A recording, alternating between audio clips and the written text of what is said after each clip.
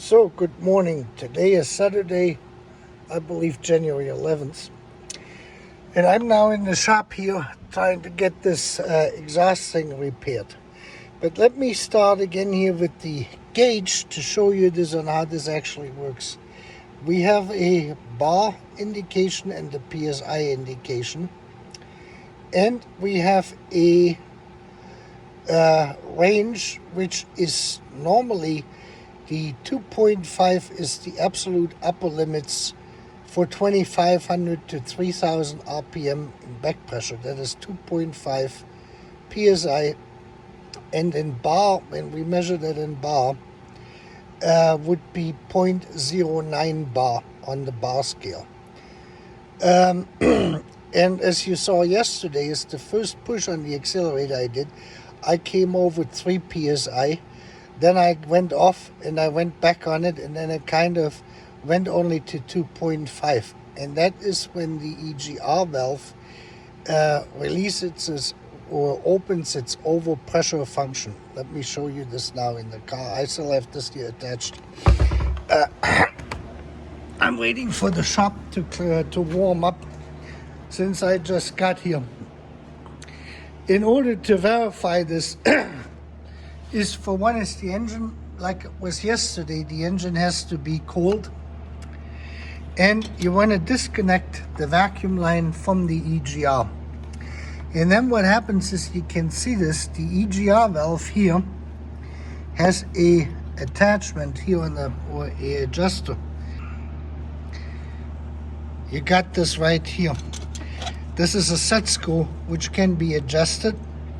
And this is the set screw they use to set this to 2.5 PSI or 0.9 bar. And this is basically a 0.09 bar. So this is not even 0.1 bar, it's slightly below that.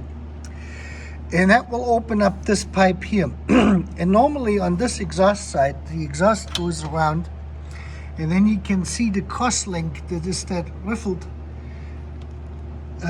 exhaust piece here that goes over to the other side, and that's where the catalytic converter is. That's a little bit different than on the 300 horsepower engine.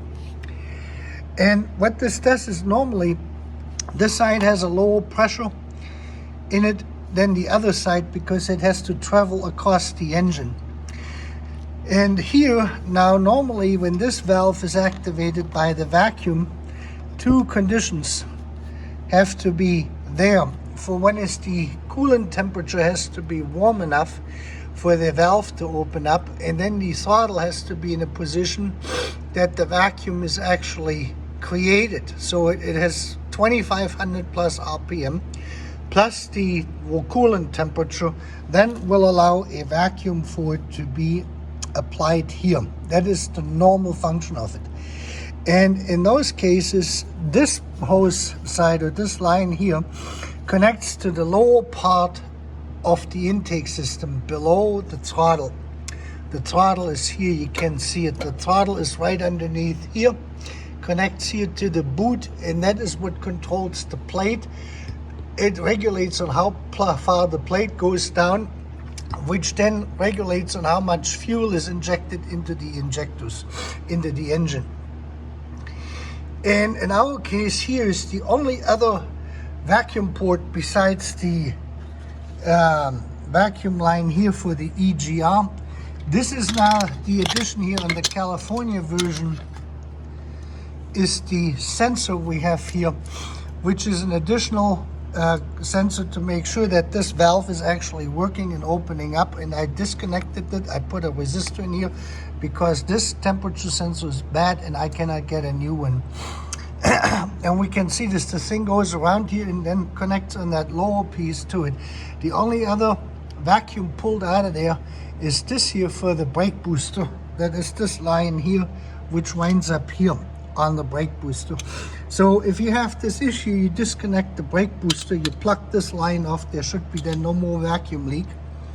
And if this is causing what we got, then you have the issue here that you have a back pressure. Now again, normally this is an under pressure system because, like I said, the exhaust gases come out of here faster than they come out of the other side out of that rail over here. And normally the vacuum, when that valve here opens up, is the one which actually pulls the exhaust out of the manifold. In our case now, with the catalytic converter clogged up, we have pressure in here, and that is the pressure which opens this valve up, regardless if there's a vacuum applied or not, and then it will blow this in, and that gives us the additional air past the throttle. That means that air is no longer metered, which comes in from here, from this side. That's basically what we got. So once the shop gets warm, I will start getting it up and then see that I can get that muffler piece out of here. And let me just show you the new one. This is actually the catalytic converter here. This section, this is to the tailpipe, to the silencers, and to the back muffler. And the current one I have in here has actually a pre-catalytic converter installed in this place. They went to a single converter system here on this, with the oxygen sensor mounting in here and then connected. And this is basically here where the other, where the two sides meet, is right here at this port. So, and then when I get the other one out, I will measure this, that they're the same length, before I'm trying to get this in there to make sure that this is an exact fit. And that will be the next segment. Okay, so we ran into a snafu. I got the connectors loosened up in the back here. Let me see if we can see this down here. And the offset on this is different because someone welded at one point or another this piece in here. So that means that the length, the coupling, is not the same as what I got on the replacement muffler system. And I got stuck in the front with the bolts here. I cannot get to hold them to actually take it off. So what I did is, for those of you who still doubted that it is the catalytic converter, I disconnected now the oxygen sensor. There's nothing connected. And now watch this.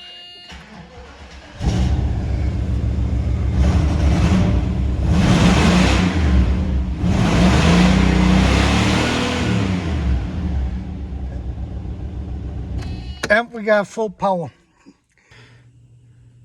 Okay, so what I mean by disconnected the oxygen sensor is I took the oxygen sensor out. So the exhaust basically vents this. On this car, the pre-catalytic converter is this piece right here, that rectangular shaped piece, this here. And this is the reason why I can get to these two bolts. You can see them right here. There's one here on this side, and there's one over here on this side. And on this one, I can get to the top two, but whoever worked on this car before rounded off the nuts. And on this side, I cannot get on the top at all unless someone sits on top of the engine and goes in there with an extension and a swivel on it to hold that nut in place, but that nut is also rounded off. So this is right now the hang up. But like I said, is if you want to verify this, that the problem is coming from it and you don't want to buy the tester, you can just unscrew the oxygen sensor.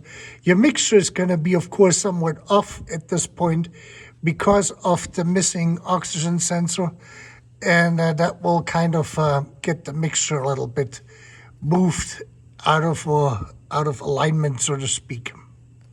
So I guess that's the proof in the pudding, more or less. I have to get this car on a lift to get the bolts. You can see the smoke now from the PB blast on my screws.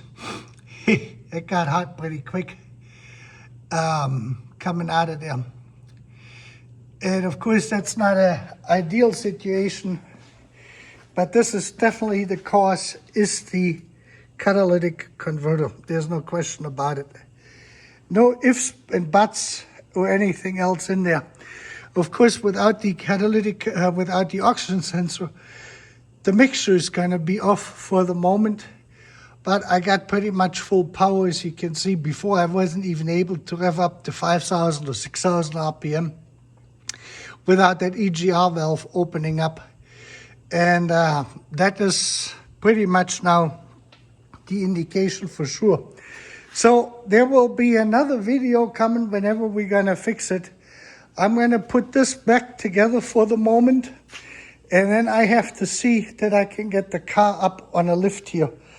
And then we will see what's next. Okay, with that, you have a great Sunday and weekend.